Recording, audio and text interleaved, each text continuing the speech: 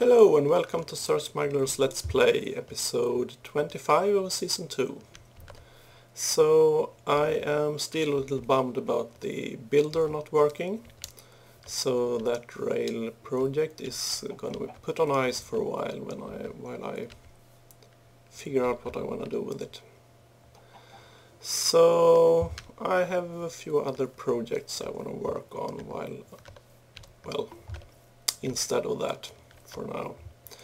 So first off, today I want to talk a little bit about bees and bee breathing, because I feel there's some interesting things to say about it.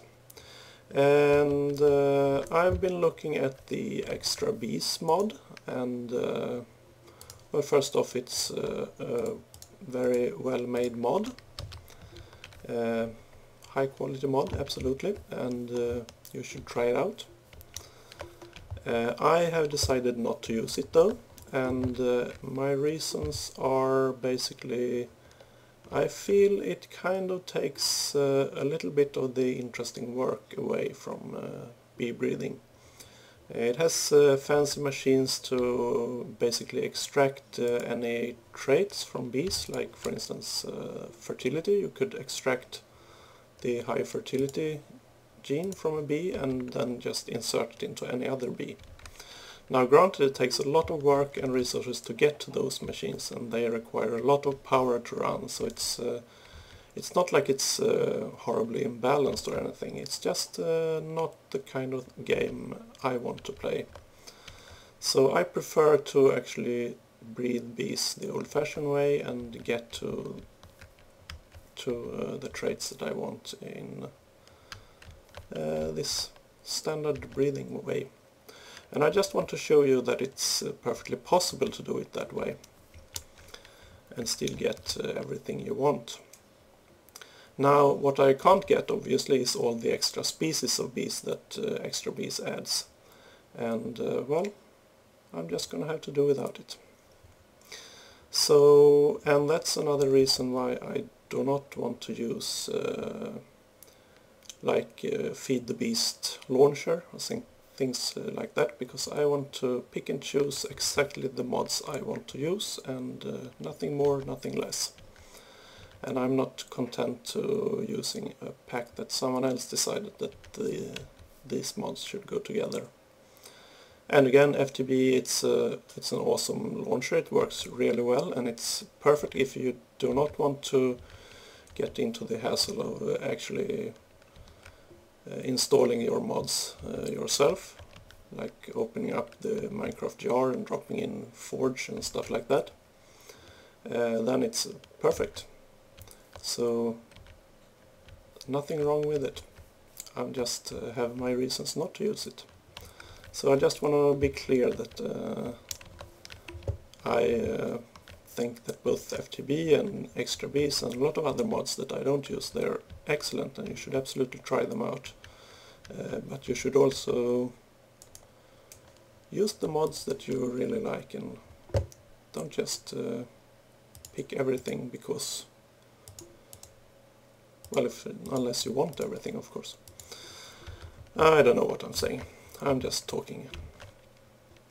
Anyway, currently I'm working on a common line to get, I've just gotten the fertility to 4/4 on this. And the next step is to get all the nice traits here. So let's see what I got from these. More 4/4 and a little bit of cave there. So basically what I do is the first thing I want is this fertility. I want that one to come up to 4 on the species I'm working on, and that's like priority 1. I don't care about any of the other stuff until I got this. And when you start out with bee breathing, you're gonna have, I believe, fertility 2 is the standard you get from like meadows bees and most bees. Forest bees can have fertility 3, I think, so that's a good thing to start off with. And after a while you will find, well, wintry bees actually has that 4, and then you can breed some bees, get some mutations that has 4 as well. So what I do is, since I have other species that has that 4, like I've used my rurals for this, because let's grab one of those and analyze. Where did you go? There you are. So on this one I got a stable 4/4, so it's the same on both active and inactive. And so I would mate, now I've already done this, but then I would mate a common princess with that common drone, and I would get one set of, and it's getting dark, one set of that trait that I want. And then I just go from there. And I'm going to show you a little bit about that. Let's just sleep through the night and I'll be back. Okay, so where was I? Yes. And once you crossbreed the two like that, you get, of course, half of the traits from this one and half from that one. Provided that you have the same on active and inactive on both. And then you just mate that offspring together and hope for the best. Sometimes, since that's going to be a crossbreed, you're going to have a common rural princess in that case, and common rural drones. There's always the chance that, or the risk that you will end up with the rural princess, but then you just repeat the process with the common drones. And eventually you will get your common princess. And of course you need to pay attention to the offspring and select to continue breeding only with those that actually got the trait that you wanted to use. So I'm just going to analyze my common stuff here. So since I already have this 4/4, I'm going to continue with trying to get these the cave and the humidity tolerance traits on this one. And yeah, another thing to note, of course, when you're trying to get a specific trait into a new species, you crossbreed it with another species that has that trait, and also it's important that you use a species that will not cause mutations. So for instance, if I were to use a meadows bee that had the trait I wanted and made it with the common, there's a pretty big chance that one or both of the sides here would mutate into some other species, and that would cause me, of course, to lose the trait that I was trying to get. So just a little tip there. Anyway, so let's see, I'm looking for cave or humidity tolerance. So let's go through our piece here. We got a little bit of cave there, and otherwise it looks good. So this one's got also a little bit of cave. This one does not, so this one's basically going to be thrown away. And this one as well, don't need that anymore. And this one also has a little bit of cave. Let's use one of those and mate this one with. So, and of course there's only a 50% chance that trait is going to be passed on to the offspring, but that's a 50% chance per offspring. So with fertility 4 you will end up with 4 drones and a princess. So chances are good that you have at least one that keeps that trait. And if you're lucky and that one is the princess and you get another drone with it, then you are in a good position. So we'll just wait for this one to die, and I'll be back. And while we are waiting for that bee to do its thing, I might want to show you the latest additions to the village. Now I'm building a house here. Well, it's almost built, but I don't know. I really don't like it. The color... I used the sequoia wood planks here, and I'm not a big fan of that color, as it turns out. It seemed like a good idea when I started, but it's so red, it kind of hurts my eyes. So, and also I can't climb ladders. I don't kind of know what to do with this house. At first I thought it would be kind of a barn kind of thing, with since I have some farms around here and stuff. And then I thought, well, maybe it's some kind of luxury house here with balconies and stuff. And then it turned out to be some kind of weird mix between the two, so I don't know. Yeah, I don't know what to do with it. But at the very least I do want to change the woods here. I might want to keep the roof that color actually. That's not too bad, but the rest I want to change to something else. And let's look at some new trees that we have. So I do not know, I think I showed you the kapok wood, I think. So this is mahogany of some sort, I want to say. Let's see if I can get up on top of that thing to show you. It's got a very peculiar trunk actually. See where it's light brown on the outside and almost black on the inside? That's kind of neat. Anyway, let's move on. And this is the sequoia. And what was this one called? I don't actually remember, but this is what it looks like in a way. So I got quite a few different kinds of wood to choose between now. And let's just head back to my house and I'll show you what I got. Okay, so here we are. We got a lot of different.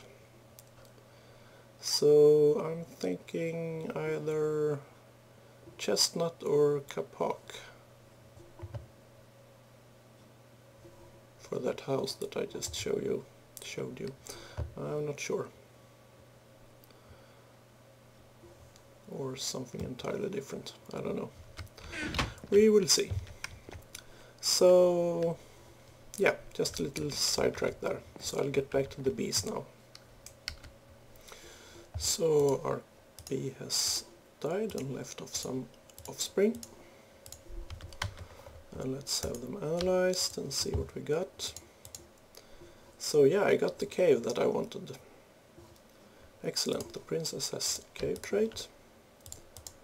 And this one has one as well, and this, oh, I got really lucky. Excellent, so all of them has one cave. So let's see, do they differ in any other way? Lifespan, well, if you just want the products, the honeycombs and stuff, then you might want to go for a longer lifespan, but if you're just breathing and trying to get different traits like I do now, then really a shorter lifespan is more beneficial because it's gonna die off sooner, so the process is a bit faster. So let's yeah, we don't want that one, that one's got slower speed. So I'm gonna go with this one, the cave, and yeah, looks good. So let's put those in there for another spin. And again, if we're lucky, we're gonna get the cave on both active and inactive on the princess, but we'll see. So it takes time and patience to breed bees this way, but it's perfectly possible. And just to show you a little bit of what I've done so far, let's see if I have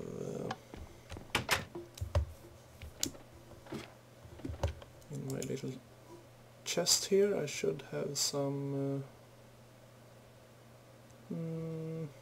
maybe not, or did I store them? Yeah, here we go. So these three, let's look at them. And so they all got the highest fertility, they got fast speed and faster pollination. And actually this one could do a little work, because I got better humidity tolerances than this.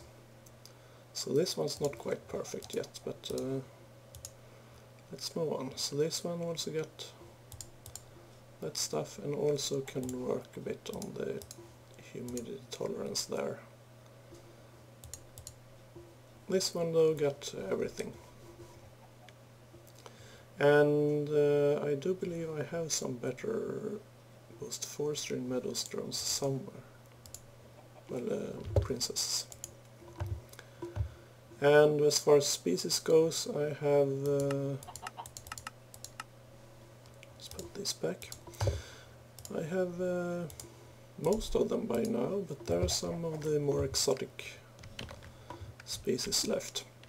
There is of course the Valiant, well, I got the Valiant, but I don't have the Steadfast that you can mate them with to get something new. Since Steadfast is only found in dungeons, and so far I've had no luck with that.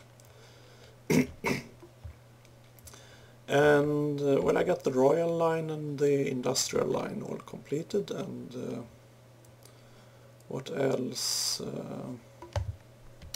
Let's head upstairs again. I think I have drones here. Maybe not. Oh well. Yeah, and the rural bees, of course, that I showed you already. And next off I'm going to head into the Nether and do some breeding there. And these common bees that I'm working on right now is actually in preparation for that. Because I want a good, a perfect common to start off with. Common and modest. Little spoiler there. Sorry about that if you didn't know.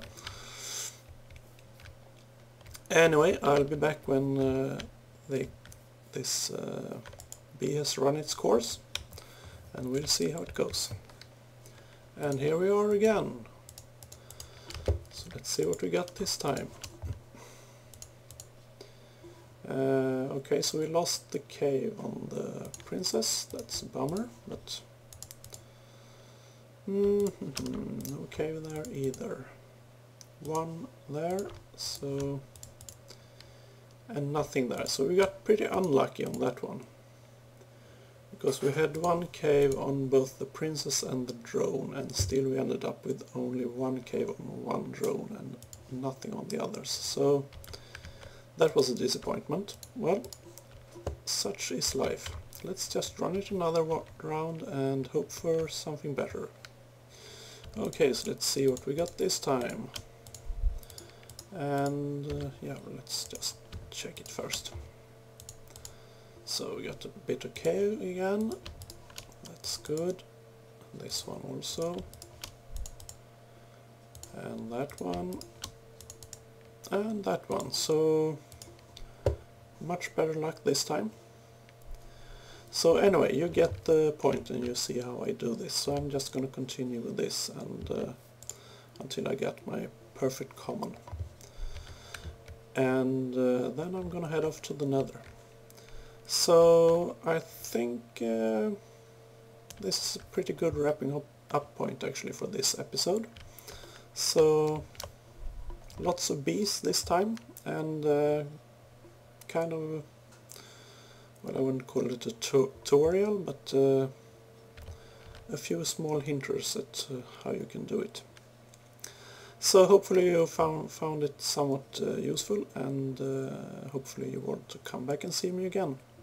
So until next time, bye bye.